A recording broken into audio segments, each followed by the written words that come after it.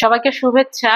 আমি আজকে আপনাদের সাথে কথা বলবো একটা গুরুত্বপূর্ণ বিষয় নিয়ে। সেটা হচ্ছে বাবার সম্পত্তি কোনো একটা নির্দিষ্ট সন্তান যদি বন্টন করতে চায়, অন্যরা চাচ্ছে না, সেক্ষেত্রে সে যে সন্তানটি বন্টন চাচ্ছে সে কি করবে, তার করণীয় কি।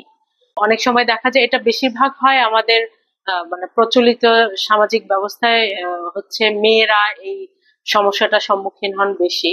অর্থাৎ বাবা মা মারা গেলে ভাইরা ভাগ করতে চায় না, মেয়ে সেক্ষেত্রে মেয়েরা যদি বন্টন চায় আর কি বাবার সম্পত্তির, তখন অনেক সময় ভাইরা দিতে চায় না। এটা মেয়েদের কথাটা আমি আপনাদের উদাহরণ দিয়ে বললাম। ছেলেদের ক্ষেত্রেও এটা হতে পারে যে এক ভাই ভাগ চাচ্ছে, অন্য ভাই বা বোনরা চাচ্ছে না। তখন আপনার করণীয় কি?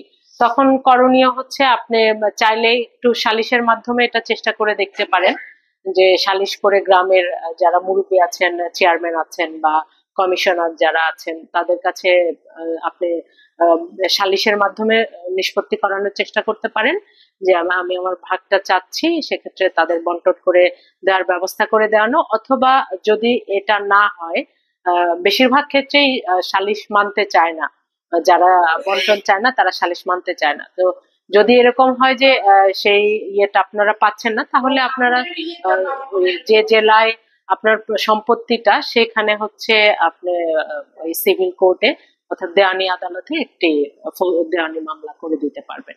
এবং সেটা সময় সাপেক্ষ ব্যাপার, খুব বেশি সময় নেয় না। বন্টনের মামলা খুব অল্প সময়ের মধ্যে হয়ে যায় এবং আপনারা এর মাধ্যমে একটা হচ্ছে ভালো সমাধান পাবেন বলে আশা করছি। ধন্যবাদ।